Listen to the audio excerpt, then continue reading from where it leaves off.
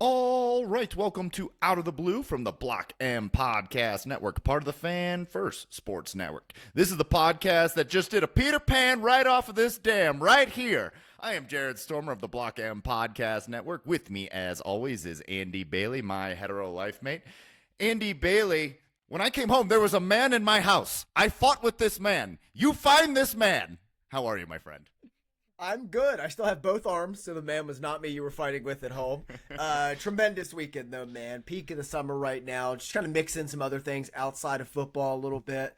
It's been nice. Not the same as football, but it's been sustainable. This is big for us. This is our second ever perfect film. We are talking The Fugitive on this podcast here tonight. We're breaking it down from every single angle. I'd say it's one for us, but this is one for America. This is truly one for anyone that appreciates film. The 1993 classic, The Fugitive, starring Tommy Lee Jones, Harrison Ford. We are talking that tonight. If that's not your cup of tea, well, find another cup of tea. We've got some quick hits here at the top that we'll get into, but our second ever foray into films after doing The Mummy last year, a perfect film, the cinematic masterpiece, The Mummy from 1999. And I'm looking forward to this, brother. But before we get into The Fugitive, let's touch the banner with some quick hits here.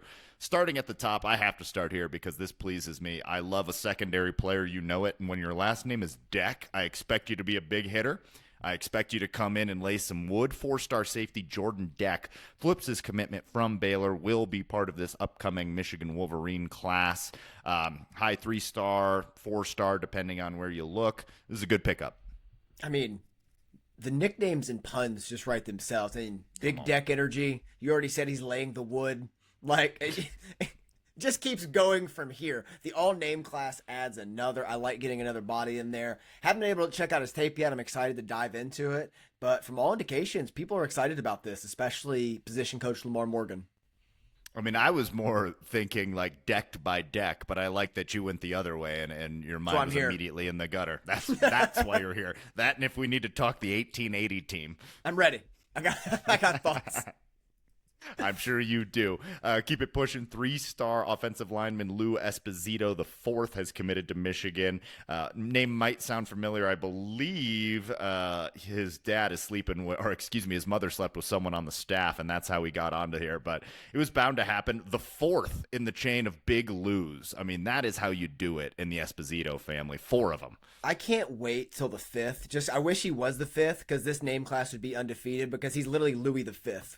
Like, I mean, it's there. Still, we have Louis the Fourth, which isn't bad, but the 5th would just add something else to it.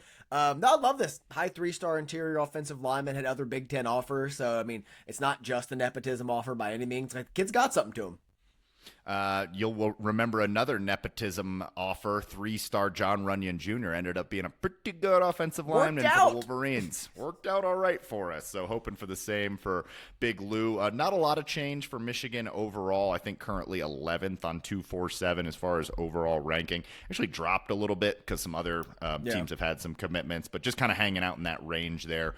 Savion Hyder. Savion Hyder watch. Hyder watch. We are on Hyder watch, brother. So once that happens, either way, we will might even have to do an emergency pod if he goes to Michigan. We'll certainly keep you posted on that. What else we got, sir? Keep us pushing through the quick hits. Big Ten Commissioner Tony Petitti got a changing course here. How the turntables sends a letter to the NCAA this morning asking for no further punishment for Michigan in regards to the sign stealing allegations. What are your thoughts on that? Come on the pod, Tony Petitti. Don't listen to anything we've ever said. So don't listen to any previous pods. Please that's don't. That's all irrelevant, erroneous on all counts of what we said about Tony Petitti in the past. But look, I'm always willing to reverse course on a person myself. So welcome to the side of the light. Anthony Petitti. I'm not sure what happened, if someone was kidnapped previously or now we've kidnapped someone to get him to change his tune this much, but this is joyous news. We'll take anyone in our corner that we can get. I love that he was like, I tried. I tried. I suspended him for 3 games and it didn't matter. Nothing I did stopped that team. It's like it doesn't have anything to do with it. I'm like, all right, keep preaching, Tony. Come on. That's what I want you to hear. I don't know. Maybe he understood like his wallet was like just being set on fire in front of him. If he was just going to punish one of the flagship programs of the Big Ten, maybe he's worried Michigan and others and the Big Ten might just, I don't know, leave, do their own thing, cut him out of it. I have no idea why, but I'm never going to be mad about having another advocate. Like, he was lost for a while. Now he's found. Exactly. Don't think I'll be inviting him to a barbecue nonetheless, but glad to have him on the side of the living there. Currently, the UM golf outing occurring, and we've got some really good interviews coming out of that. Dude, shout out Kellen Voss, friend of the pod, has a ton of content coming out on maizenbrew.com. Tremendous website. He'll be posting all about it. He was there on site conducting just dozens of interviews with players. A few of the highlights I want to point out off the top was that the offensive line spoke very highly about the impact of Juan Castillo on and off the field. Bryce Underwood talked about his development going against Wink Martindale's defense. Also discussed a lot of like early morning and late time throwing sessions with the wide receivers and pass catchers to build that rapport. And Rod Moore said he's about 85% right now. Feels like definitively that he is playing this season, but we'll see if it's week 1. Cannot wait to see Rod Moore on the field. Are you a little worried about what Rod Moore is going to look like? Are we just going to be getting like a diminished version? Yeah. You don't get better with this much time off. Like, that's just not a thing. I'm one of the biggest advocates for you get better at playing football by playing football. So I think it could take him some time. But he's one of those players, man, with like such a high IQ. Like if he can get over that mental gap and really trust that knee, I think he can get up to speed really fast. But it will take some time. Like don't expect prime Rod Moore week 1. But similar to like Blake Corum coming back in 23, like by the end of the year, if he's peak Rod Moore by Ohio State, that's when you need him to be at his peak. Yeah, and I'm with you, and I like the Underwood quote as well. As good of a defensive coordinator as Brent Venables is, he's got other concerns. He's not the defensive coordinator of Oklahoma. Wink Martindale is, I would just take him right up there with peak Venables as well as a college coordinator at this point. I know we only have the one season, but I would still take him right there with Venables as good as you're going to get in the college game. Well, I always respect coaches at least a few degrees more when you can do it at both levels. Like similar to Jim Harbaugh had success as a head coach at the NFL and at the college level, and Wink Martindale has had some of the best defense at the NFL level, and then last year turned Michigan into one. I believe Joel Klatt had the stat this morning that over the final 4 weeks, Michigan was the number 1 defense in the country in scoring and total defense. Love this stat. Yeah, some really good stuff coming out. Shout out to Kellen for those interviews as well. We had a listener reach out. Sorry, I don't have your name right in front of me, about our upcoming shirt giveaway. And to answer your question to that listener, we will be giving shirts for free to all of basically anyone who submitted for our earlier giveaway earlier at the beginning of the summer, late in the spring, and essentially anyone that's been with us since the beginning. We've got a new rollout coming. We've got new logo. We've branched out into TikTok, Instagram, YouTube, as you've heard me and Andy whine about incessantly. So yeah, go give us a follow. Want to really reward those of you that Alex have been Fuller. with us from Shout out the to beginning. Alex for the question. And thank you, Tony, for getting that. Shout out, Alex. Yeah, absolutely. If you submitted for that, we will get you a T-shirt as soon as we have those. Should be sometime like right around season kickoff. So really looking forward to that. We've got a lot of fun initiatives coming, and the fugitive awaits. We got to find that man. Here we go, brother. A perfect film. 1993's The Fugitive, directed by Andrew Davis, starring Harrison Ford and Tommy Lee Jones. Let me start you with this. Why did we choose this picture to discuss for one perfect film? Why this one? Because it's one of those just universally acclaimed movies from snobby, dorky critics as it is to like talking to your dad. Like, just everyone is there on this team. It kind of reminds me of like the 2019 LSU offense when like the advanced analytics crowd is like, oh, look how good it is. But also just like a random like 10-year-old can watch it and be like, damn, that's sick. Like, that's really cool. And maybe he wouldn't say damn unless you're me. But yeah, it's just one of those, man. There's just such, I don't know, just so ubiquitous. Like, it's always there. It's omnipresent. Just such a great movie. It's like one of those where if you meet someone that doesn't like The Fugitive, you immediately think something is wrong with that person. 100%. It's 22 years old now, so it's certainly not a new movie by any stretch of the imagination. 32. 33, 32. Yeah, Yeah. excuse me. Yeah, math is difficult. That's insane. 32 years old, and it hasn't aged a day. Hasn't aged a day. We were talking about some other movies that we were maybe going to do. Jurassic Park was one we threw around. We wanted something that everyone has seen, or a lot of people have seen, everyone can relate to. This movie was so popular, it had a freaking spoof movie made by Leslie Nielsen, Wrongfully Accused, which I low-key kind of like. I love that movie. It is horrible, but it's like, I have a soft spot for Nielsen anyway, but like, I kind of enjoy it because I like The Fugitive so much. Exactly, because The Fugitive, like you said, ubiquitous. It's a great term. What makes it a perfect film in our eyes? I think it has to be the two lead performances. Like, it's the ultimate cat and mouse game between two Hall of Fame charismatic leading men. Like, it's the charisma on screen of both person, how they're not exactly the same, but they're juxtaposed in a perfect way that you're just so compelled by everything that's happening on screen. Like, Harrison Ford's character is perfect. Tommy Lee Jones' character is somehow better than perfect, but like together, it's just, it makes so much sense. Like, I wish they'd honestly done more movies together, but I don't know if they'd be able to recapture the magic they have in this one. So this movie is my 15th favorite movie. I have my top 100 all mapped out. It's exactly where it needs to be. It's right there firmly in the top 20. It's not going up. It's not going down. I own the Blu-ray as I'm trying to get all this on physical media.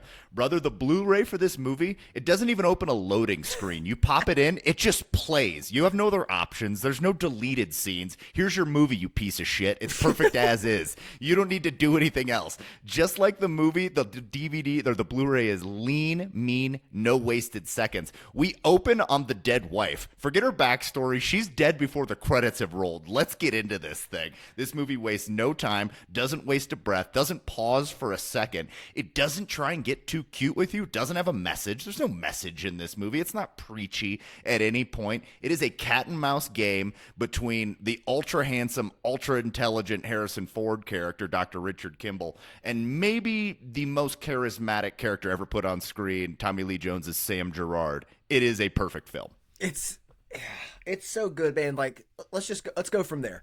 You talk about the opening, like on the Blu-ray, takes you right into it. The opening half hour of this movie is perfect. Like, I like there's little subtle stuff I like about it. We're gonna talk about the obvious things ad nauseum, but like, I love when Richard Kimball's coming out of the house and you have the reporter giving exposition.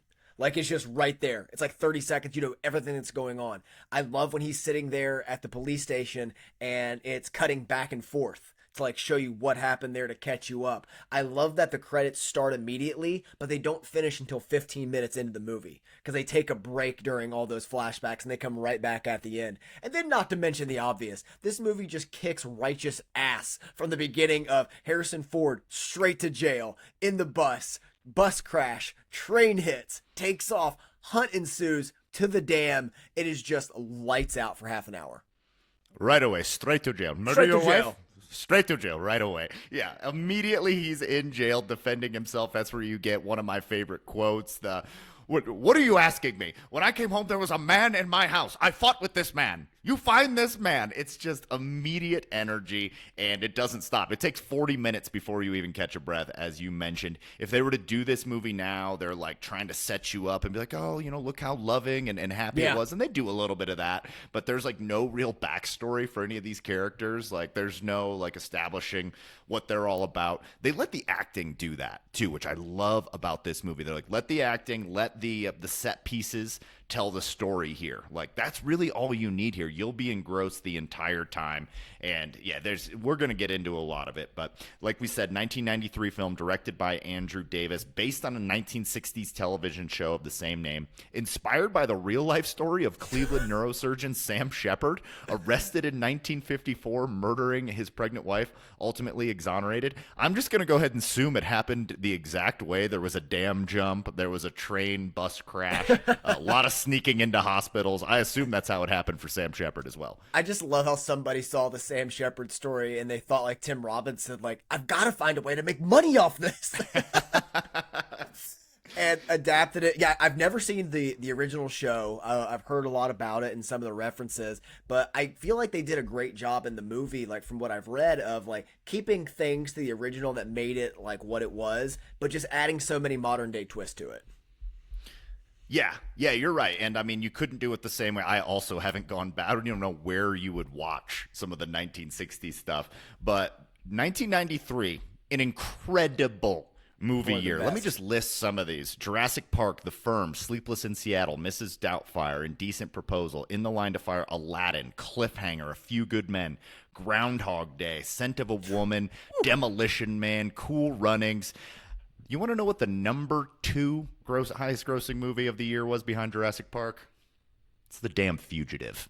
Number two grossing movie of 1993. This is exactly what you and I want when we go to the theater, too. But it's also exactly what you want when you're at home and you fire one up. You're just like, I want something that's going to keep me entertained. It's a popcorn movie. Doesn't make you think too much, but it's also not for idiots. You know, you got to keep That's your the thing. brain on a little bit. You have to pay attention because otherwise like you're going to kind of fall out and not understand what happens because like you talked about earlier with the acting, it's a lot of they're showing you. They're not telling you. Like you have to pay attention as the story unfolds and that puts a lot of impetus on the acting and like for them to carry the story and to do different things. And there's enough swerves in this movie as well that keep you invested in it so it's not like, okay, we're chasing him down. And here's where we get him. Like you have him staying at the apartment, and you have the raid up top of the tenants, and then them coming after him. You have them pursuing the wrong fugitive with that little swerve in the storytelling, staying with a woman, like just stuff like that. Man, makes it so much. Just keeps you invested the whole time. There's not really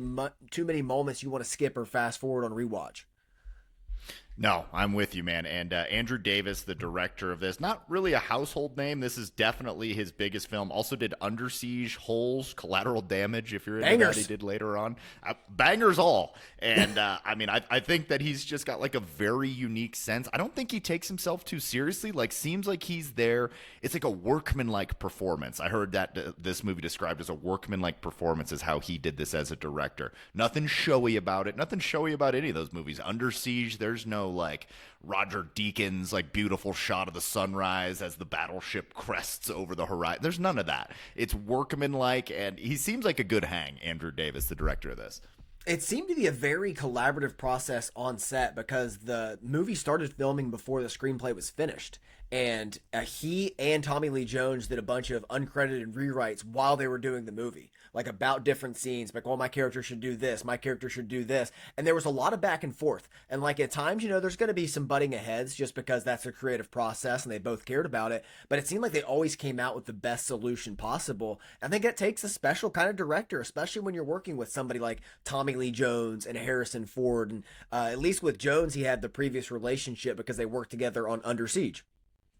Yeah, Under Siege, another unhinged Tommy Lee Jones performance. Absolutely out of his mind. If you're telling me he wasn't on cocaine for that performance, I'm telling you you're a liar. I like how his performance, though, matches the movie so perfectly. It like does. how it It matches fits. Under Siege so perfectly, but in this one, he's not giving the same performance. He No. perfectly aligns with the tone of the movie. Yeah, and this is very much a cat and mouse movie, and we have a lot of Sam Gerard, Tommy Lee Jones thoughts, so we'll save them. But like, it is the perfect cat and mouse. So having those guys as part of the team and having them be part of the collaboration that came into like what the final product was, I think is huge for it. So, does this movie have the perfect elevator pitch? Harrison Ford is wrongly accused of murder and on the run from Tommy Lee Jones as he tries to clear his name. The end. I'm in. No notes. They often say some of like the best movies have like, can you describe it in 10 words or less, or like just the elevator pitch? What is it? It's perfect.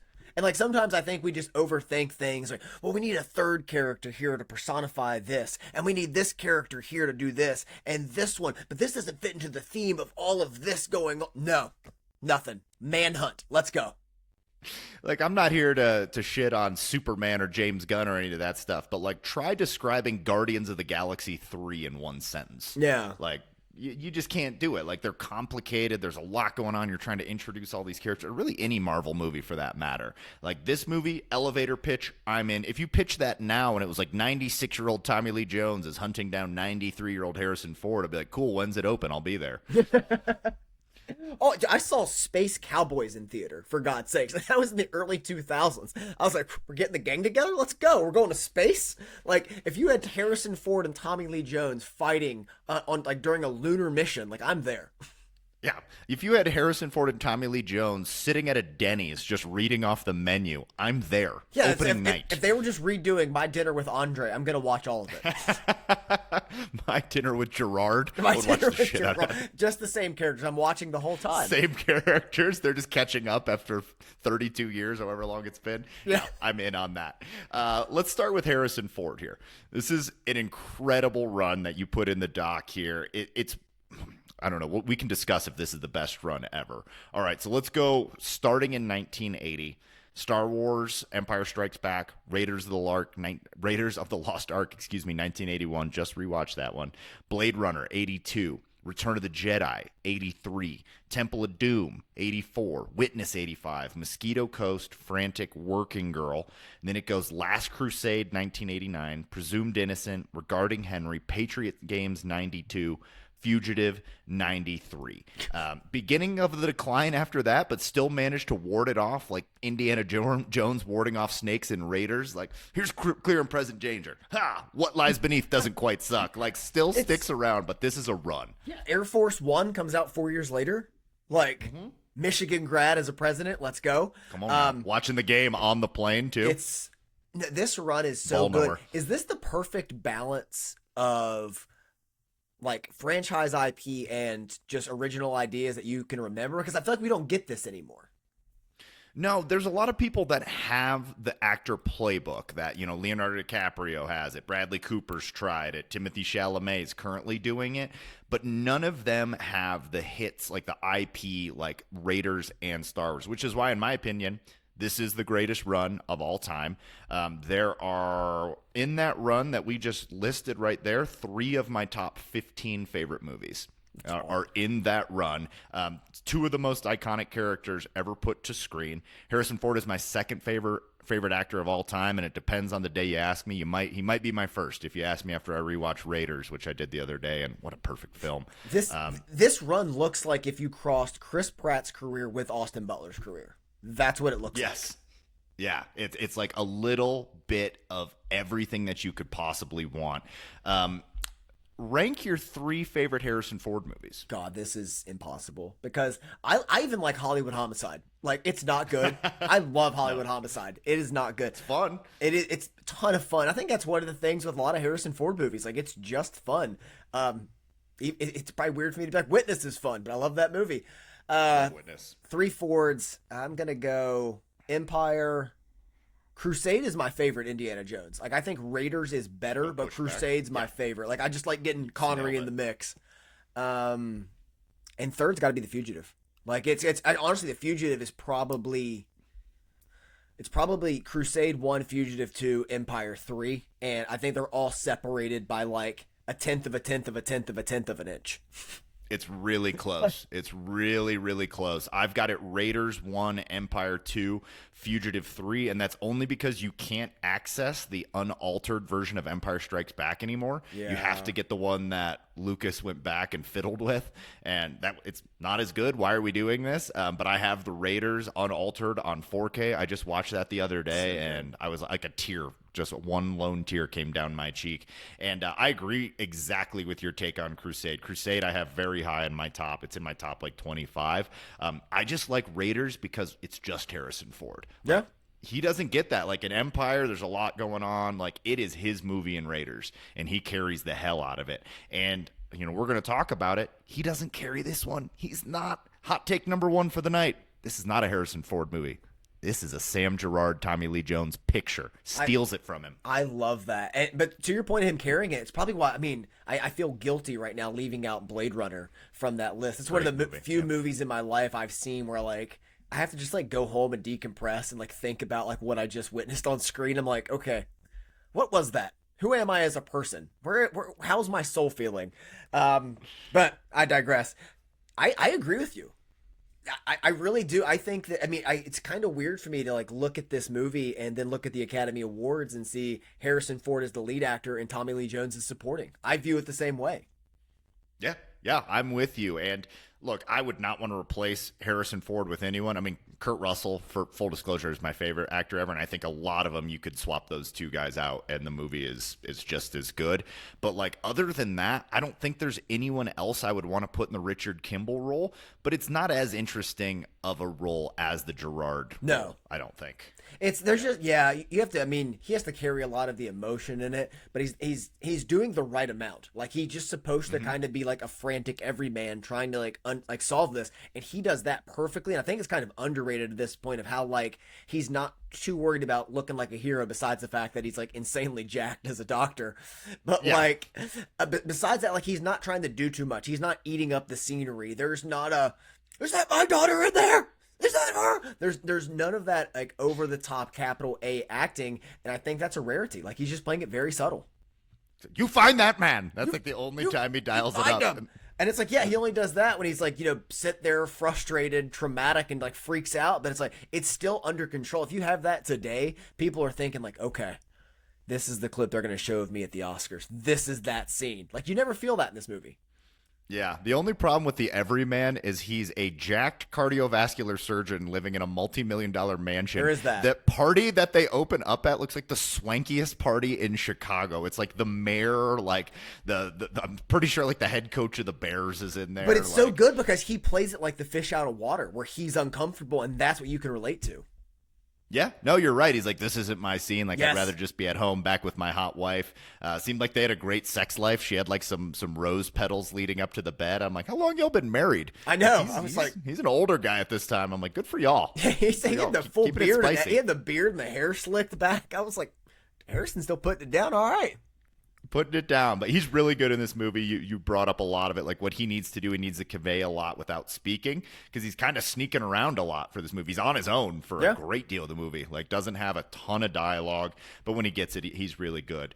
Anything else on Harrison before we go to some Sam Gerard talk? Which I mean, we need to carve out a 30-minute block. No, dude, we got to get to Gerard, man.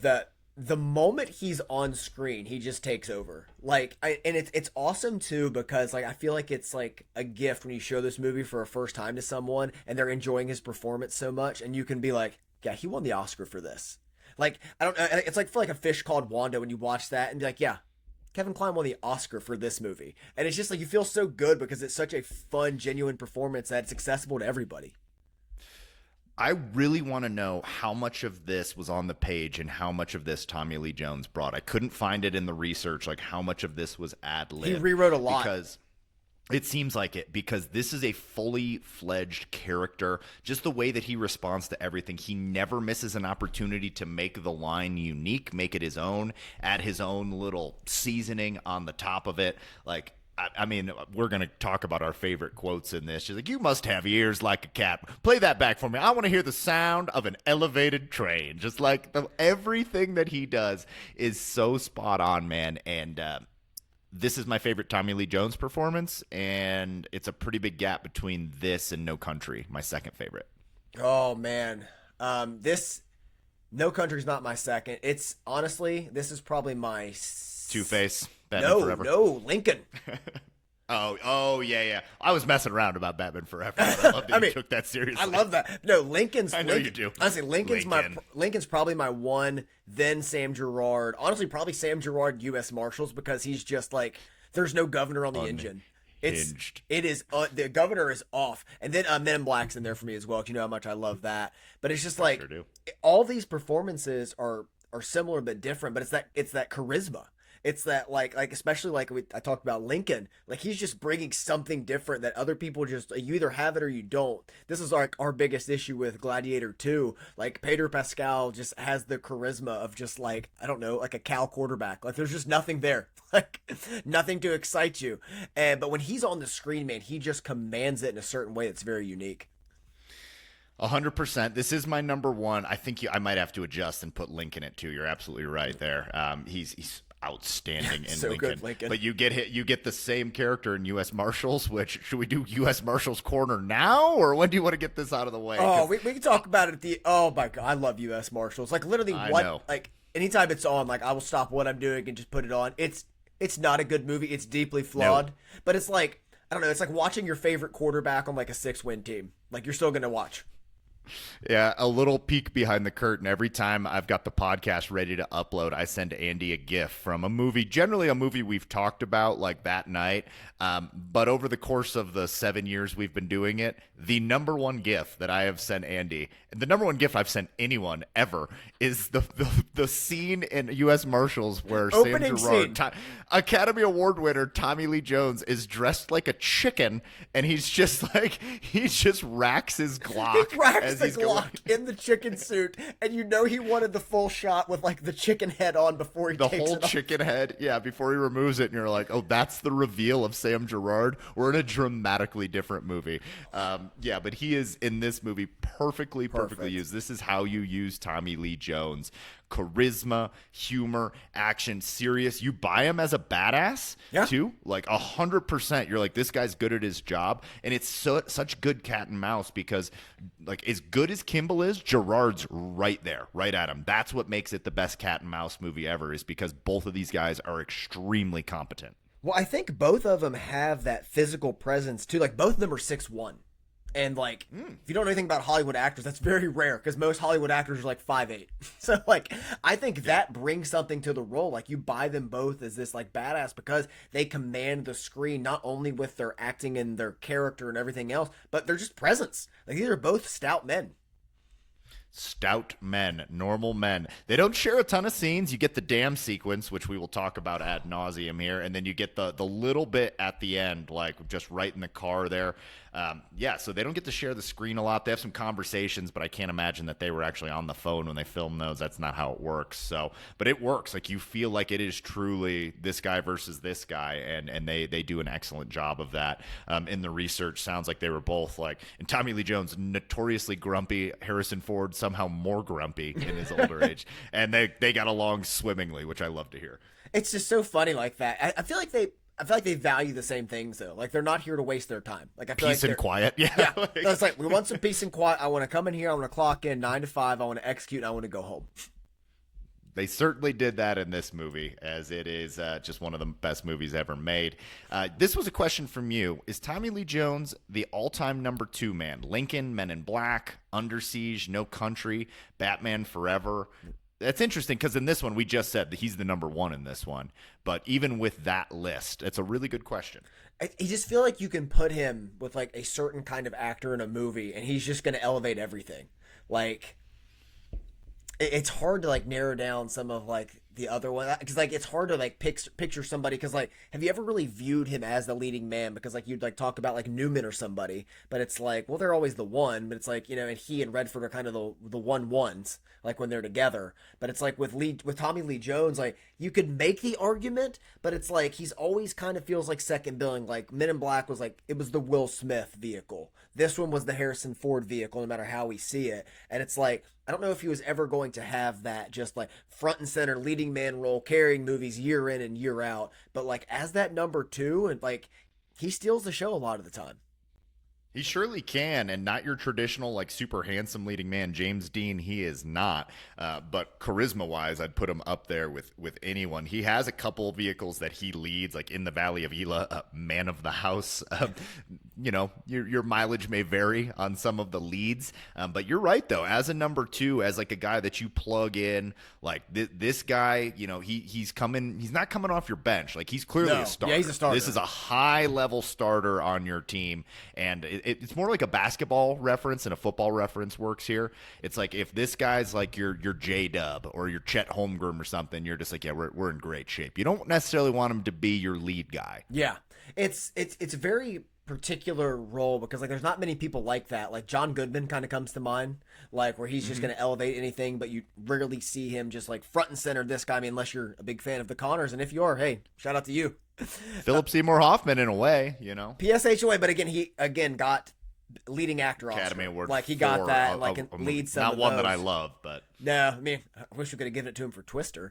But like that might make an appearance on this series at one point. You ain't kidding. But like with Tommy Lee Jones, like I'm so happy he got the validation with the Oscar, like right at this time. And also, I think he and Harrison Ford share in common is they both had late starts in their career, and I think that was something they could bond over in this.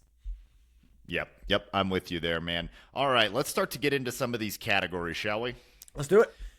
All right. So, what is your award for the Rose Bowl highlight? The best scene, the scene that you want to like when it's on, you're like clear out, clear out, no one interrupt me. This is where magic happens. It's the first 30 minutes, but if I have to pare it down, it's the moment he gets on the bus until the train crash. It is so good. It is unreal because one, it's a real crash. Like it's not cartoonish. It's not anything on it. Feels very just grounded in realism. And then the train hits. It's just terrifying when it does. And then you see it crashing. You're like, that's a real train. Like it just like blows you away seeing it because we're so used to like CGI now in the 2020s. Like it looks so good on screen. And I'm just glued, man. I am glued anytime this comes on. Stepping a little bit on the next category of what's aged the best for me. They crashed the effing train. It looks they so would good. never do that in a million years. This on Blu-ray is pure cinema, boys. I was like, I rewatched it after the train crash. I was like, what am I witnessing here? It looks so freaking good. It's well lit. This movie has like a bluish, greenish hue throughout a lot of it. That's just like really, really cool. It's enjoyable to watch. Yeah, I mean, it's bus crash, but if I can get bus crash into dam sequence, Woo! if not, maybe you give me hospital into dam sequence. It's tough to separate it because we are just going, but at the same time we're also changing locations. Yeah. Like we're on the bus, then we're right outside, we're in the woods, we're in the hospital, we're stealing an ambulance, we're in the dam. And like that segment right there is as good as movies get. I mean, forget like action movies, just movies, period. It's so good. Like the dam, like you think you're gonna like breathe after the train wreck scene, after he hits the bus. Like, okay, he's on escape. And it's like, no, like Sam Gerard gets on scene, immediately starts cooking. He's like, he has a 90-minute head start. Here we go. And just takes off. You're like, oh my God. And then like they're immediately after him. You get the small helicopter chase sequence. Like just chasing him down from the sky and then landing outside the tunnel that connects to the dam is so well done. And then he escapes after the dam, and then you have Gerard once more holding court, directing people up and down the river, looking for him. And then it's like, am I ever gonna get a breathe? Like when do I breathe? I'm forgetting to do this. And then it kind of settles into the pace, but like it never loses anything. Like it still has that juice to it. And I think honestly, anytime it cuts, like the movie starts to like slow down a little bit, it cuts the Gerard gas right back down. All right, hot take number 2. Nobody in the history of cinema is better at giving orders than Sam Gerard. Who would you rather take orders from, Sam Gerard in this movie or Captain Lucky Jack in Master and Commander? That's number 2. I think I'm going Gerard. It's so good. They like made the movie Volcano so that he could do more of this. Be like, we're going to set up a roadblock here down on 15th. We're going to have 45 men here. You're going to be running trenches up and down here. I want helicopters. They're coming in from the west. We need to shut this dam off. He is just like, he knows exactly what needs to be done, one thing after another. It is absolute cinema, man. I could listen to Tommy Lee Jones just yell orders for like 6 days straight. I wouldn't even need food. I'd be sustained. It's very much, it's funny these movies are a year apart because like it kind of like Winston Wolfe energy in Pulp Fiction where he just shows up like I solve problems, but it's like Tommy Lee Jones in this is so much more detail oriented with so many more moving pieces around, but Winston Wolfe is just the whole simplicity is the thing. But yeah, man, it's so good. Like the way he directs stuff, and I love like in U.S. Marshals, they kind of set it up with like somebody else doing it, and he's sitting there with his hand on his head like, yeah, probably 6 miles. Yeah, extend that radius. Like, you want to do it? And he's like, we are going to set up roadblocks. And just starts going. And it's so good because you know he's in on it. He understands what he's doing, and then it's so good. It's so good. He just takes over. Well, shoot, Sheriff, I'd hate to have to do that, so I guess I'll take over your investigation. And then he's in. Roadblocks are up. Roadblocks, like, he doesn't mess around with roadblocks. That guy knows where a roadblock needs to be. That and, like, looking up and downstream is one of my favorite deliveries in the movie, like, as well. Oh, yeah, like, up and downstream. Like, I just want to hear this guy, like party plan. That's what I want to hear next. We're going to have a barbecue over here, 10 meters to the left. We're going to have the pool. We're going to have 6 to 8 kids. No more, no less than that at all times. 2 adults per 3 kids. Keep an eye on them. Just 9 strippers. I want champagne. I want these glasses full. I want these glasses full on the hour, every hour. And I would love an SNL skit where it's just Sam Gerard doing normal everyday stuff. Yeah. Sam Gerard party planner is elite stuff. So good. I would watch the hell out of that. As far as other rewatchable scenes, this movie kind of has like a first part and second part. It's very clearly like an action movie escape, and then it becomes like an investigative drama briefly for a little bit until we get back into some of the action there. So I really like the Harrison Ford, Dr. Richard Kimble investigating stuff, sneaking around hospitals, questioning one-armed men. It's really good, and it leads to some really fun scenes. It's cool too because like you're really on the road with them, because like you talked about at the beginning of the movie, you're not really given a lot to work with. You're like, okay, here's a couple things. Does he do this? Does he do this? And you don't even know if the one-armed man is real until he's napping after the train sequence and everything. Because at first, like, are we getting like an unreliable narrator? Are we getting swerve here? And then you find out, oh, it is real. That's weird. Like, and then it just kind of goes on like what a normal thinking person would do. Like, there's nothing convoluted. He's not like a computer hacker or anything crazy like that. He just like starts the investigation in a very realistic way. Yep. Great points in there. And that leads him to investigating the one-armed man. He goes to look at one of them in like a prison that's on an 82nd floor of a giant building in downtown Chicago in St. Patrick's Day. I don't know. I'm not here to question it. Works for me. And that leads to my third favorite sequence, which is the St. Patrick's Day escape, the chase down the building. So I guess technically they share the screen in that brief. I don't know. They didn't. I don't even know if they needed to be on set the same day for that, the way it's shot. Yeah, they could have been. I mean, chases him down. I love the little subtleties in that chase scene as well. How Harrison Ford stops to tell the uniformed cops that someone's chasing him with a gun, so they slow down Gerard. Like, I love brilliant move. Very smart writing. And then I love the escape. And then going into the parade was cool. And I love the way they shot it, just kind of like, hey, we're gonna shoot this handheld, not really have permission. We're just gonna kind of run around. Go for it. Yeah, it's great. That's my third favorite sequence. And then I really like the keynote speaker interruption at the Chicago Hilton at the end. Like, you switched the samples. You switched the samples, didn't you? They changed it. They doctored it. They give you Provasic. I love how they go upstairs too, and it's just like he's like escaped his sight line as they're going up to the suite, and the guy just cracks a chair. Cracks a chair over him. Like, aren't we all of a sudden we're in Indiana Jones. Yeah. Just kicked it up a notch. But yeah, I love the interruption scene because, again, it's not overacted. Like, it's done at just the right temperature. Yeah, it is. Yeah, that guy also, like, he rolls a steel girder at Joey Pants later, just smokes him in the face. Like, that guy got brutal real quick, turned it up. I love that character because they set it up so perfectly. Like, the first person that Richard Kimble calls for help is his attorney. He can't help him. He bails on him. But then he runs into his friend or talks to him on the phone and helps him out immediately. So you're like, oh, I like this guy. He's one of the ones. He's down for the cause. He's going to help him out when the lawyer and everybody else has turned their back on him. So that was a very like smart way to tie in to like get you to buy into this character and like them right away. Yeah, and we're talking about the chief villain in this, depending on how you view the one-armed man, Dr. Charles Nichols, as portrayed by Jerome Crabb. I think I said that right, probably butchered that. Who's kind of that guy? Like, I'd seen that guy in some other stuff, but not a guy that you're like, oh, okay, he like, this guy's going to lead a movie. So he's really good in this as well. You're right about hitting the temperature there. Any other sequences that you wanted to touch on? Again, like the whole movie. I do like the swerve sequence where they Sam Gerard and his team break into the house, and you think it's like Harrison Ford, but it's the other fugitive that has been caught, and then he like peels around the corner. I got your man. I got your man. Shoots the guy right in the head next to Newman. Oh, it's so cool, and it also it's so good because it lets you know what Sam Gerard's all about. Like, I don't bargain. Yep. It's great line. Perfect. We'll touch on that again in best lines of the movie. All right, of this movie, when you rewatched it, what do you felt had aged the best about it?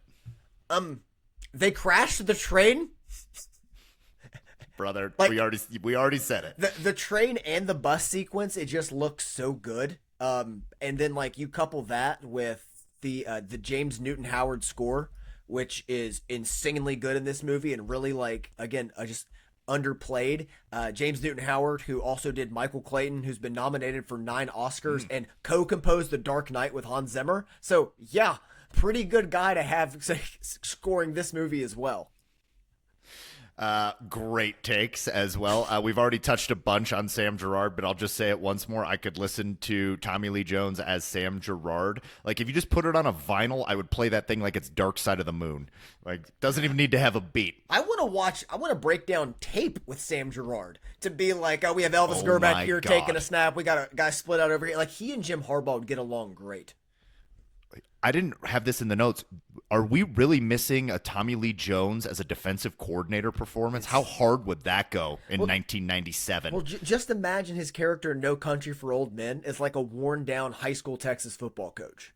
Oh, my God. Is there still time to make this movie? We're throwing out these takes and still SNL alive. skits. We got to stop giving out free IP, but these are some great free ideas. Money. I would watch the hell out of that. What else you got for What's Aged the Best? Honestly, I love how tight it is. Like, I know it's a 2-hour movie, but it feels like a 90-minute movie. There's no bloat. There's no extra romances. I know some had been originally written in, they were taken out, which makes it so much better. Like, it is straightforward. They're not trying to do too much. It is very tight to the point. I think that's where U.S. Marshals really lost its way a lot too, is you get too many side quests, and it's like, I don't care about this. Like, this movie, everything you care about, like, every scene matters. They all play together, and if you remove one, it takes away from the movie. Great take. There's not really a great time to like go up and make a sandwich. Like, you kind of need to stick around for this movie, and 2 hours is the right time for this movie. Some you can cut 20 minutes and take them down to 90 minutes or whatever, but this needs every minute. And like the ending is perfect. Like right, climax, resolution, credits. Like, they don't waste any time. It doesn't fall into like the Spielberg trap of adding like an extra 10 minutes for some sentimentality. There's not like a scene of Harrison Ford visiting his wife's grave at the end. You know, yeah. It's like it's over. You get the awesome scene between he and Tommy Lee Jones in the car. Movie ends. Yeah, in the research for this, they were messing around with maybe doing like the start of a romance with him and Julianne Moore, who's randomly in this movie. Glad they didn't do that. We did not need to end with that. It ends right where it needs to end. So there was one mentioned as well about like he and Jane Lynch having something going on as well, and it's like, well, that would have taken away from being like, oh, was this guy cheating on his wife or something? If they were very friendly at the hospital, it's like, we don't no, want that. That ruins it all. Yeah, ruins the whole thing. Like, Kimble has to be the pristine golden boy. Yep, exactly. We need to be rooting for him completely, thoroughly. For me, did a great job of making his story really unbelievable. Like, I also would have convicted this guy if I was on the jury. I love that part because there's no way I'm believing a story of fighting a one-armed man up and down the stairs. Nothing was stolen. Scratch marks on the neck from her. Sole beneficiary. She's super wealthy, and she literally says on the 911 call, "Richard, he's killing me." Let's talk about that. Like, his wife just did not do him a solid on the way out. She sure did. Bleeding to death from massive head trauma, so she gets a pass. We got to give her some grace. How about this? Don't call 911 and just mutter your husband's name. That's not great. Like, Brother, I've seen what you do after 3-4 beers, and I question that. You're telling me after massive blunt force trauma and blood loss? Well, the only thing I'm going to be doing is just reciting Game of Thrones characters. So they're going to be like, That's okay. True. He's going out saying useless. Tywin Lannister. It's like, not much we can do with By that. the gods, I was strong then. I'm going to be like, Baratheon? It's like, and he's being choked out. He's going to be like, Wangler, Rose Bowl. I'm not going to throw Liv under the bus or put her on the bus is what she did to Richard Kimble. Oh, she really throws him under the bus. Another hot take. If you're a paraplegic, really great for you to commit crimes. If you can use those prosthetic arms, you're not leaving fingerprints anywhere. So I was like, man, why didn't he leave fingerprints? I'm like, he doesn't have any, or he has half as much as a normal man. Good criminal. If I need to commit crimes anytime soon, I'm just going to get prosthetic arms and just work prosthetics. It's foolproof. Tell me what's wrong. Also, talk about what's aged the best. The name Sykes for a villain is so good. So good. That guy's that guy. He's an executive decision. Plays a terrorist a lot. We could talk about some of that if we want, or maybe we can just keep it pushing. We'll keep going. Yeah. We'll keep it pushing. Here's a great what's aged the best. The Velcro on Sam Gerard's U.S. Marshals jacket. Oh. He just keeps like ripping away Velcro to like reveal things. It's like badge, gun, second gun, shovel. It's like he's just got so much in there. The reveal of the badge is so good. He just like walks up onto the set, pulls it down. There's the badge. And it's just like, how much supplies were in this jacket? Like, I wish we would have just kept going. And he's just like, man, I'm really hungry. And he just like pulls out an MRE. Like, how far could we have gone with this? Like a tire iron? Well, dude, it reminded me of like when I was a kid and like I was like, oh, I can't wait to wear like these like jeans or like cargo shorts. Like, oh, look at all these like pockets. Look at all that cargo. It's like, oh, you could put a hammer there. Like you're 7 years old. Like you're gonna have use for a hammer. Gerard has it. He has a hammer. Too. Like, I mean, not that way. Like he just has. Oh yeah, that way. He has like just tools and appliances for all time. He's really like MacGyver, like with all the stuff he has. It's very impressive. I would kill for that jacket. Where can I buy a jacket with that many Velcro rip-away compartments? That's aged well for me. What else you got?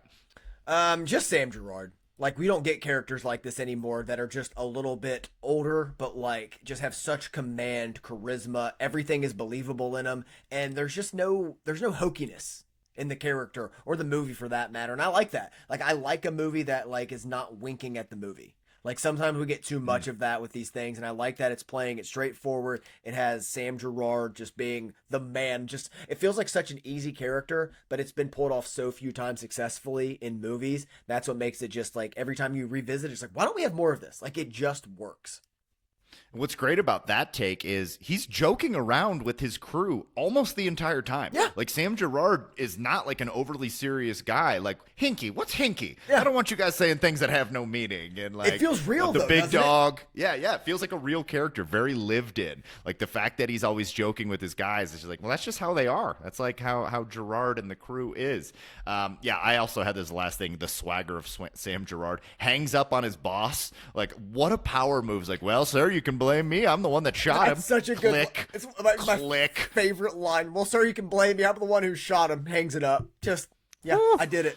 Just it's the cooking. Best. So good, man. And like you said, good. like it's got kind of that sports team energy with he and his guys, like with Joe Pantoliano and everybody. It's like the joking back and forth. Like you can tell they've had like a long working relationship, and it's like I love the way they did that. Like always the jokes to the guy about the Chicagoisms. It's so good. So good. We're going to get to Chicago. We got to take a quick break. When we come back, we'll finish up with the categories. We're talking The Fugitive, baby. We'll be back right after this. All right, we are back. We are righteous men. The Fugitive is very good. We are cruising through this thing. We just did What's Aged the Best. I don't know if this is aged the best or the worst, but I wanted to talk about the crew really quick. Is this a good crew, or like are they kind of like the token crew that he's rolling around with? The other U.S. Marshals in this crew, including Joey Pantoliano, a bunch of other people you may have seen in a couple other movies. Newman. They've got I don't know, the most Chicago-looking guy they could find for the U.S. Marshals, along with every other Chicago MFer in this movie. Where do you stand on the crew? I don't think Sam Gerard suffers fools. So, like, if you're a hardworking person, like you can fit in the group. And it's like, I don't think he's going to have anybody that he has to hold their hand because, like, if you can take directions and work hard, you're going to thrive in his crew. But you have to have that baseline competence. And I think that's what it has because, like, he can't be like, go get me all this info and this, and they just come back with nothing. Like, you're not going to be in Gerard's crew very long. Yeah, and drink up, Newman, you're the weakest. He definitely, like, gives him the most shit because Newman's the worst. Like, I'm not sure what Newman's bringing. Like, Newman, what are you doing? Thinking? Oh, think me up a cup of coffee. Like, yeah. Don't let him give you any shit about your ponytail. He definitely rags on Newman. So Newman, like, if we're ranking the U.S. Marshals, maybe we'll draft him up. the non-Gerard U.S. Marshals draft. That'll be deep in the offseason. I'm pro, but I think they're just kind of like to fill a place. Like they're there for vehicles to let Gerard shine. That's the thing. I don't want them to be bigger named actors or actresses because it takes away from him. Right. Yeah, I don't want Michael Shannon as one of those guys because then I'm like, ooh, what's Michael Shannon doing? Like, Michael Shannon's like, I got every name. I have them all. Sam's like, all right, shut up. Grab me some coffee. Easy, Mike. Actually, have you had enough coffee, Michael Shannon? Too much, maybe. Too much coffee, Michael. Lay down. That's my concern. What about this movie has aged the worst? I didn't have a lot. I don't have much. Mine are honestly more like picking nits. Like the jump into the water from the dam looks kind of silly. Things like that. Yeah, why flip? Why head first? Yeah, because because Pencil dive, right? The dummy they pushed off there just kind of fell in all different ways. That's what. Yeah, yeah. It didn't look great. And then there's other things like why didn't he just shoot him in the foot when he's stuck in the courthouse like security barrier when his foot is stuck through? Like he tries to shoot him in the head through the bulletproof glass. Like his foot is right there. Like stuck. Like just shoot that. But these are more picking nits because anything else that like aged the worst, it's like I don't know. No cell phones was nice. I enjoyed that time, but a lot of it's not there for me.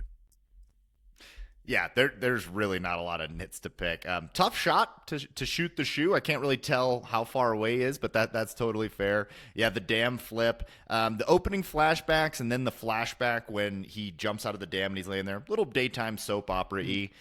We could maybe find a different way to do that.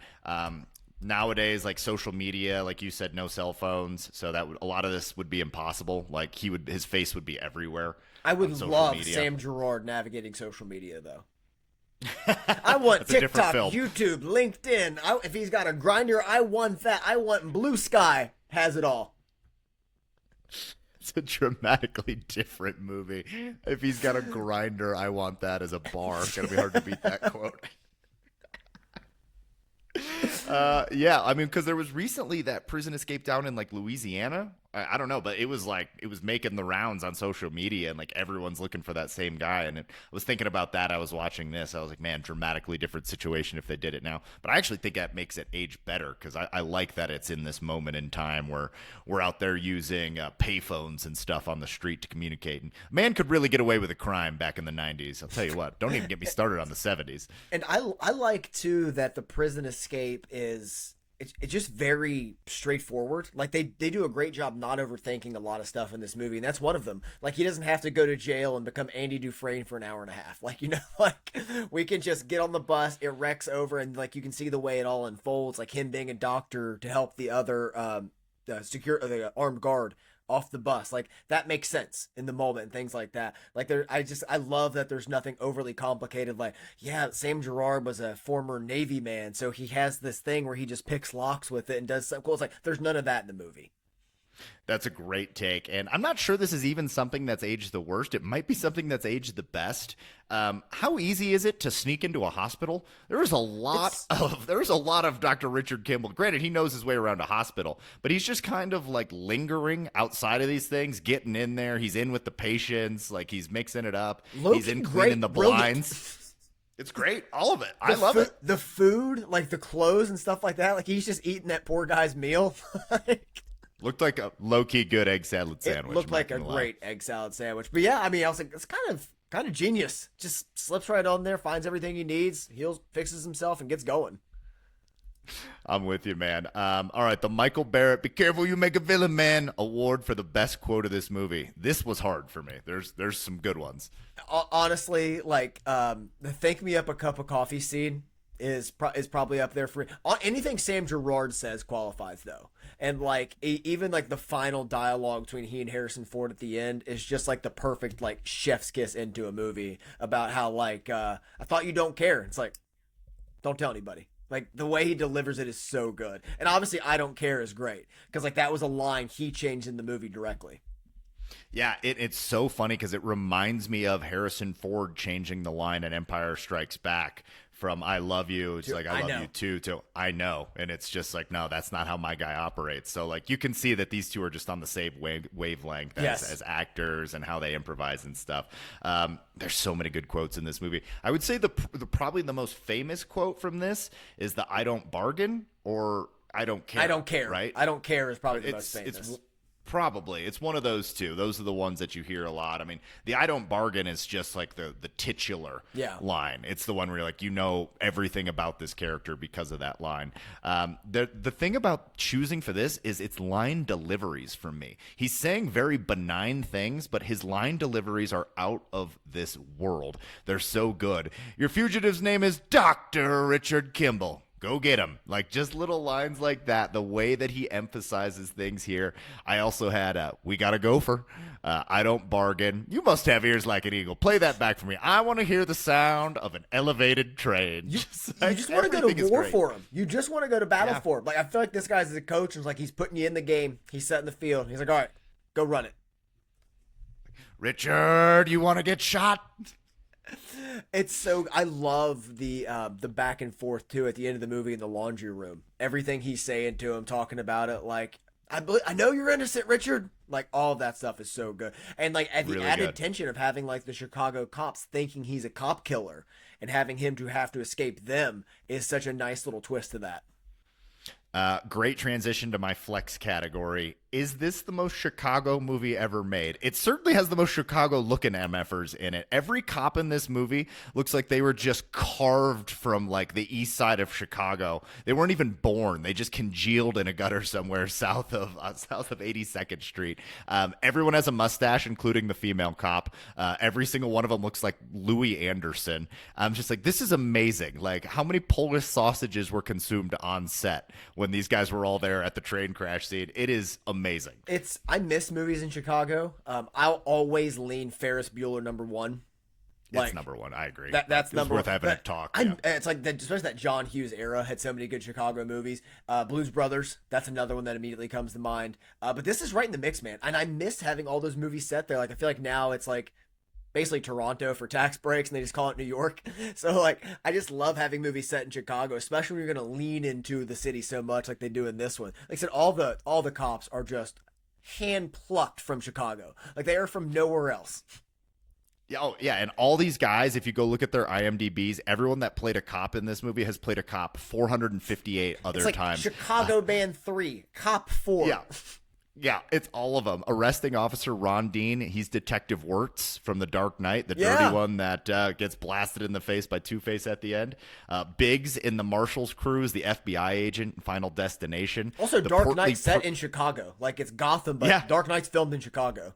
Exactly. The portly prison guard on the bus, 7 of his 9 credits are like Chicago cop. Like, that's just who he is. He's the jump to conclusions Matt guy from Office Space.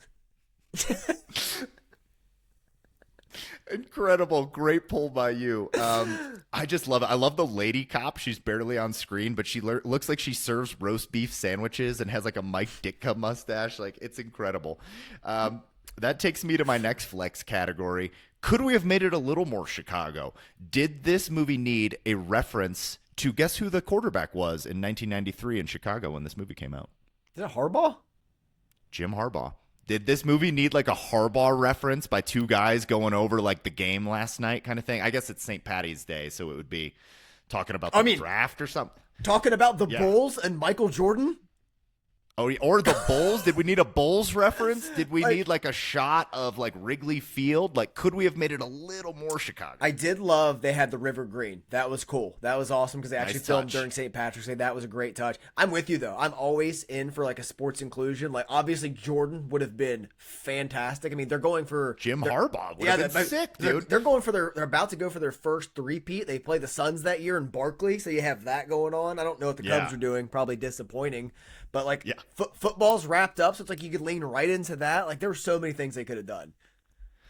Yeah, I absolutely agree. Yeah, like the mustaches and just the fact that we're in Chicago is what makes it more Chicago. But maybe you could have leaned into it a little bit more, having a guy eating a big pastrami sandwich outside of Wrigley Field. Maybe not that on the nose, but you know, I mean, spread that out a little bit. They could have dipped into talk about Notre Dame. I mean, Notre Dame was 11-1 in '93. So I guess that would have been the following season, but they talk about the big showdown with Michigan.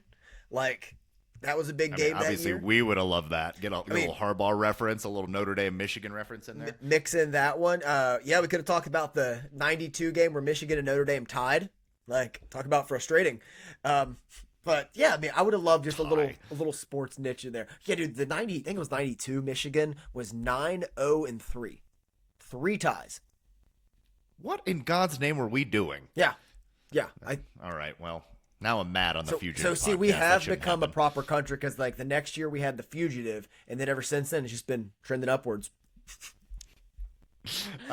We don't need to talk too much about this, but let's talk other casts. We mentioned Julianne Moore and Jane Lynch, probably the other biggest names that are in this, and they're both kind of just bit parts. Yeah, Julianne Moore originally supposed to be bigger. That's why her name is like early on in the credits, like for billing. But it's like, oh, there's Julianne Moore, and she's gone. Yeah. That's it. One scene. That's all we get. Yeah, we mentioned earlier that they were talking about maybe cooking up a romance. It was the right call not to do it. Jane Lynch of like Glee fame, and for us, Arrested Development. But every time I see her, I just think of I'm going to create an environment so toxic. It's like funny to see her show up now. Like, I think about her in like Role Models and 40-Year-Old Virgin, like Role Models, especially so in Role Models when she was like, she said, "I used to be addicted to crack. Now I'm addicted to helping." I was just waiting for her to deliver that kind of line. Like, now I'm addicted to helping Richard Kimble. I would have loved it. It's good to see them. On the Ringers rewatchables, they do a Joey Pants award for like that guy, and it's based on Joe Pantoliano, who's honestly like we definitely know that guy. He's in way too much stuff, but we grew up with misnamed him, category. So He's too big for that now. they got to rename that, yeah. And this is where I initially knew him from, but then he was Cypher in The Matrix, and I mean he's just in a ton of stuff. Yeah, he's in Midnight Run, like huge role in that. He's in Memento, like he's in a ton of things. He's in Sopranos as Ralph Cifaretto. Yeah, he got a lot of cop roles as well. He's the chief in Bad Boys, all the Bad Boys movies. Yeah, he's like a pretty key figure in that. Anybody else from this movie that you wanted to call out? Ron Dean, we mentioned, was in Dark Knight. He's certainly gotten a lot of work there. The wife, could we have recast the wife? Celia Ward. I mean, she's been on TV quite a bit. She's in the second Independence Day, which is an abomination. We don't acknowledge that on this podcast. She's been in some things. Like she has like some bit roles, like as like newscaster. She was in My Fellow Americans. She was in Gone Girl. Like just some like small roles. I don't know. Sadly, I don't really like her character in this movie. Again, well, she's dead by the credits, so she doesn't get much chance to shine. We could have done it sooner. Could we have cut some of her tape? We cut some of that. Can we trim that down? We got her on screen for 3 minutes. Can we get to 2? Just some more of his cast, like Daniel Roebuck is Biggs, L. Scott Caldwell is the female U.S. Marshal who plays Poole. Like I think they're awesome, and anytime I see them, I only know them from this movie. I love it. That takes us to the next category. If we were going to remake this in any era, who would you recast as the 2 leads? I thought about this as doing it now. So I put my mindset to there, and I would want Robert Downey Jr. as Sam Gerard. Like, I want love that in U.S. Marshals, by the way. Exactly, in U.S. Marshals, which, again, we don't acknowledge that his performance in that one. But we want him as Sam Gerard, and for Sam Gerard, you want somebody handsome, a little haggard. So I went with, like, Bradley Cooper. Also has the age that fits in the realm, in the realm to there. So like also has the hair. Hair is important to me. You got to have the hair if you're going to be Dr. Richard Kimble. And I think that'd be a nice time. He could also probably direct it, and I wouldn't be mad about that either. I really like what you did there. I went for, I mean, that'd be really fun. Robert Downey Jr. now, like, he has that level of charm and improv, too. That's what you have to have. It really seems like, you have to have that ability to improv and make the character your own. Because you wouldn't want to just do what Tommy Lee Jones did and try and recreate that. You'd be like, well, make it your own, and he'd certainly bring a lot of Tony Stark to that. So I really like you couldn't have, like, a Ruffalo or a John Hamm there, because I think it gets too formulaic. It could. Ruffalo's really been doing some fun stuff recently, so I don't know. But that's a conversation. I wouldn't characterize his time. Performance in Mickey 17 as fun. No, I wouldn't either, but that's neither here nor there. I would for what's the Yorgos Lanthimos one with Emma Stone Poor Things. recently? Poor Things. That's like we got him as a cop in Zodiac, and it was like it was fine, but it was like I don't think he could be Gerard. No, I don't think he has Gerard in him. No, you're right about that. You're right about that. The more I think about it, I don't think he's got the improv. He's good, though. I think he deserves our respect. It's just a different actor. Yeah. I went with, for right now, I would go Josh Brolin as Sam Gerard because we've seen him play young Tommy Lee Jones before in Men in Black 3, which I kind of like. He killed it. It was so good. If he doesn't work in that movie, the movie's just a disaster, and instead it's rewatchable. Yeah, this would be more like directly doing Yeah. the Sam Gerard. It's like, no, we want you to bring that same energy. We want you to look like him. We want you. Then that's what you get. And then I'd go Gosling because Gosling and Harrison Ford went in Blade Runner 2049, a movie I really like, and they got along well. Gosling has the charm, can play it straight. The way he did like A Place Beyond the Pines or something versus how he's really played like smarter characters as well, like Big Short. So I think that those two now. But then for 1993, I went Kurt Russell and one of the cast of The Muppets. So like, I don't know who it would be, like Animal or like Rizzo the Rat tracking down Kurt Russell. Or vice versa. I don't know if Sam Gerard is the Muppet. That sounds tremendous. Like if you had if you just had Kermit the Frog just like trying to chase down Fozzie Bear. Well, we gotta get roadblocks. 6 miles up here and upstream and down. Can't believe I'm getting Muppets. Dude, honestly, that year, you couldn't time in there. 93 though. Could you get Ray Fiennes as Gerard? Ooh, yeah. I mean, I generally like to keep my American roles with Americans. Like, if we don't have to do an accent, I don't like to do it. But you know how I feel about Ray Fiennes. I mean, Kurt Russell can do anything Harrison Ford did, is kind of one of my takes. Kurt Russell's actually got way more comedic chops than Harrison Ford does, too. Oh, yeah. We could, if we did it now, you could also do Matt Damon as Kimble. Because, I mean, it's similar to, like, Jason Bourne, but it's, like, years later. And it's like he can do the everyman as well. Yeah. Sam Rockwell's a guy that I always like to try and fit in. I think more Gerard than Kimble. Yeah, he's got the charisma that you need. Exactly. Yeah, love trying to fit him into things. Colin Farrell, if I'm going to go American accent, I'm going to get Colin Farrell, probably. Me and you, Vic. Yeah. Me and you. Yeah, absolutely, man. All right. I've got another hot take. This one's kind of just out there. We're cleaning up here. We're running out on the categories. Is Harrison Ford the best movie puncher of all time? The Indiana Jones punches are legendary. He's got like the best right cross of all time. But in this one, when the bus stops, he gets like the added momentum of the second train stopping that are on, and he delivers a punch to Sykes that I'm pretty sure puts him in a coma. I don't think he needed to hit him again. I'm pretty sure he killed him with that punch. What I like about some of his punches is they kind of look like a doctor throwing a punch at times, because some of them have like an extra step. Like there's not a lot of momentum like coming with the hip or anything. It's like he kind of like reaches back, takes 2 steps, and then delivers the punch, and it's like, that works. Like that's how it's done. Like if Richard Kimble was, I don't want to see him out there with like a black belt in Muay Thai, like getting him in a Thai clinch and delivering knees. Like you don't want to see that. Like I want to see the character to it. So I'm with you. I love what you're doing there. Like talking about like, because he brings it in a way that's not like how like Tom Cruise has done so many action movies now. Like every character he plays can just like randomly fight, and it's like, okay, so all of your characters know Krav Maga. All right, that makes sense. Sweet. What are we doing? If you want that, go watch The Raid. Like there are movies for that, but yeah. No, I love that. Especially you go out through Harrison Ford's career, like even now still delivering in Indiana Jones. Yep, sure is, man. I like Dial of Destiny. I mean, it's not a great movie, but I had fun. So what you wanted. So anything else, brother? Like what? Any other categories that we need to hit here? Anything we didn't cover? I feel like we've done a pretty decent job, but who won the movie? If we don't have that, it's Gerard, right? It's Gerard. It's Gerard. We win the movie as the audience, but like it's Sam Gerard. It's Tommy Lee Jones in this one. Now, is this a movie you wouldn't mind seeing remade? Yes, I just worry that they would make it like prestige TV and we'd get weekly episodes. Like I want the movie, and I want like what we were discussing, like any of those castings we came up with.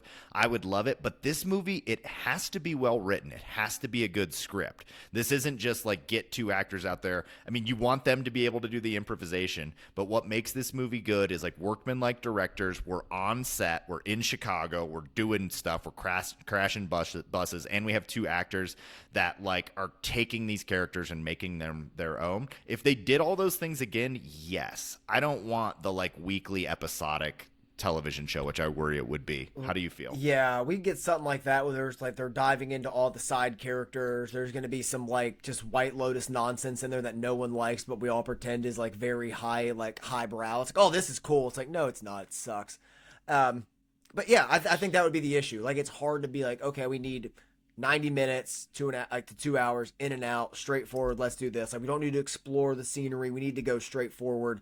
Yeah, that would be my only concern as well. Like, it'd have to be like somebody that's going to have like the right kind of control. That's why I mentioned Cooper earlier, like someone that can direct and work on the script and also command the performance in a way that is going to make everything work without like losing what made it so great.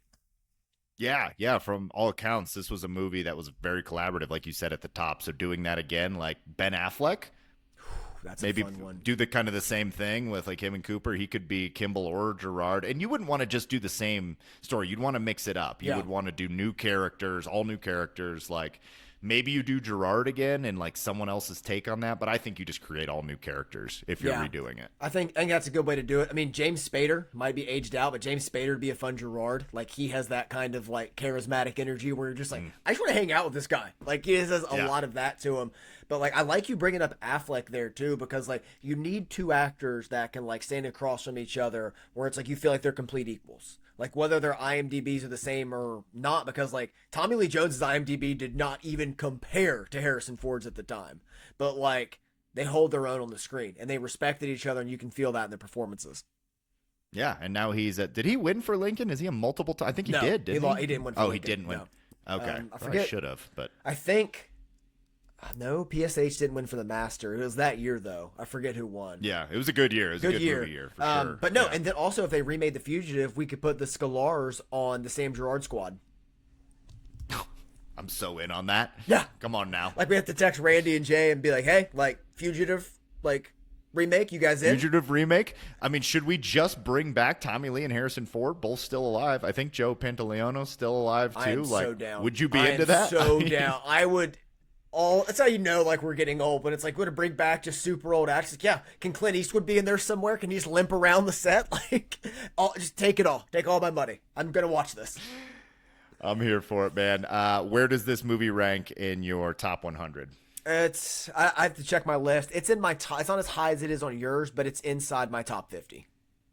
Got you. I've got it sitting firmly at number 15. I love it. Loved both the rewatches that I did for this. This was a ton of fun, man. I wish we could just get paid to do this and cover Michigan football. If we could just do this, I'd be so happy. One of these days, dude, me, you, Tony, just talking ball, talking movies. Straight to the top, Vic. Straight to the top, me and you. This was a blast. Thank you, Tony. Thank you, all of our listeners, for putting up with the one for us. But hopefully you enjoyed this. We will be back to your regular scheduled programming starting next week with a big one. Very excited for next week's pod. We're starting back on football with a bang as we do Big Ten over-unders, one that we started last year. This is a great exercise for us to really start diving into all of the Big Ten. Very informative. Looking forward to that. We're going to keep going with position previews. Next time you hear us talking, after the Big Ten preview, we'll be getting into opponents. So we'll be doing the weekly opponents after that. So it's getting real, folks. We are just a couple weeks away. August is right on the horizon. There is football in the month of August. So we are here for it. We are locked in. We are out of the blue. I'm Gerard. That's Andy. We'd like to remind you that wherever you go, go blue.